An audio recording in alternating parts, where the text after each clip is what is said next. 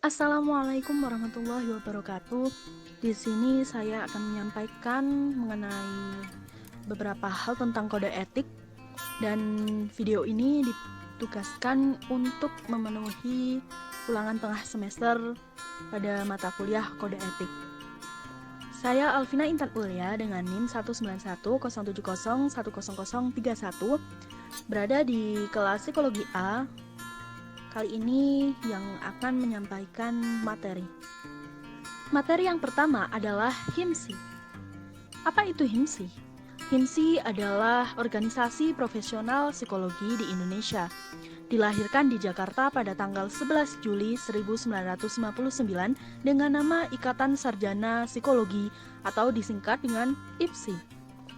Sejalan dengan perubahan sistem pendidikan tinggi di Indonesia melalui Kongres Luar Biasa pada tahun 1998 di Jakarta, organisasi ini kemudian diubah namanya menjadi Himpunan Psikologi Indonesia atau disingkat dengan HIMSI. Adapun Majelis Psikologi Pusat yang diketuai oleh Profesor Dr. Irmawati Psikolog, kemudian sekretaris ada Profesor Dr. Fendi Suharyadi, MT Psikolog, Profesor Dr. M. Enoh Makrum, psikolog, Profesor Dr. Juk R. Siregar, psikolog, Dr. Anda Retno Suhapti, SUMA, psikolog. Kemudian adapun anggotanya yaitu Dr. Andes Haji Hatta Albanik, MC, psikolog, Dr. Andes Lukman Saroja Sriamin, MC, psikolog, dan Dr. Endang Widyorini, psikolog. Adapun kompetensi psikolog. Di sini kompetensi psikolog dijelaskan pada bab 3 pasal 7 sampai 12.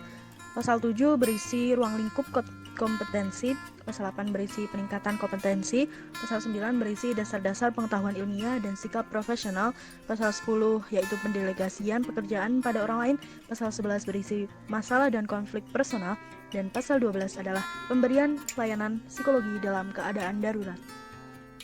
Kemudian yang kedua, kita akan membahas mengenai iklan layanan publik. Iklan dan pernyataan publik dikemukakan di kode etik pada bab 6 dengan ada 5 pasal ya. Yang pertama ada pasal 28 mengenai pertanggungjawaban, kemudian yang kedua ada pasal 29 yaitu keterlibatan pihak lain terkait pernyataan publik. Yang ketiga ada pasal 30 yaitu deskripsi program pendidikan non-gelar. Adapun pasal 31 yakni pernyataan melalui media. Kemudian pasal 32 adalah iklan diri yang berlebihan. Kemudian yang ketiga ada riset dan publikasi. Di sini riset dan publikasi diatur dalam kode etik pada bab 9 yakni penelitian dan publikasi. Isinya ada dari pasal 45 yaitu pedoman umum. Ada pasal 46 yakni batasan kewenangan dan tanggung jawab. Ada pasal 47 atau yakni berisi aturan dan izin penelitian. Adapun pasal 48 yakni partisipasi penelitian. Ada pasal 49 yakni informed consent dalam penelitian. Kemudian ada pasal 50 yaitu pengelabuhan atau manipulasi dalam penelitian. Pasal 52, penggunaan hewan untuk penelitian. Pasal 53, yakni pelaporan dan publikasi hasil penelitian. Kemudian pasal 54 ada berbagi data untuk kepentingan profesional. Yang terakhir ada pasal 55, yakni penghargaan dan pemanfaatan karya cipta pihak lain. Dalam publikasi terdapat contohnya ada jurnal terindeks, yaitu merupakan media publikasi yang berkualitas yang bisa meningkatkan produktivitas ilmiah atau meningkatkan produk-produk ilmiah. Nah, di sini jurnal terindeks juga dapat meningkatkan nilai akreditasi dari suatu institusi. Kemudian yang kedua ada proceeding, yaitu merupakan kumpulan dari paper akademis yang dipublikasikan dalam suatu acara seminar akademis. Nah, di sini biasanya dalam bentuk buku ya. Yang keempat, kita membahas psikologi forensik.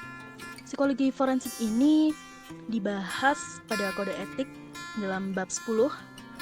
Ada pasal 56 mengenai hukum dan komitmen terhadap kode etik. Kemudian yang selanjutnya ada pasal 57 mengenai kompetensi. Ada pasal 58 mengenai tanggung jawab, wewenang, dan hak. Ada pasal 59 mengenai pernyataan sebagai saksi atau saksi ahli. Adapun pasal 60 mengenai peran majemuk dan profesional psikolog dan atau ilmuwan psikologi. Dan yang terakhir ada pernyataan melalui media terkait dengan psikologi forensik.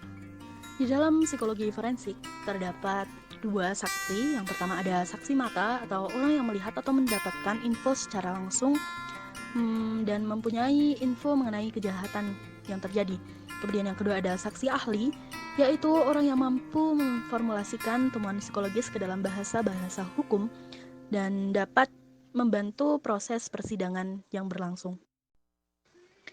Adapun yang terakhir adalah bab ke-10 tentang kompetensi yang ada pada pasal 57.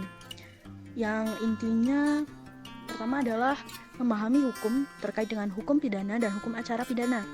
Kemudian yang kedua ada memahami konsep psikologi. Kemudian yang ketiga harus mampu menjaga kerahasiaan terkait kasus yang ditangani. Kemudian yang keempat ada mampu melakukan pemeriksaan di bawah tekanan.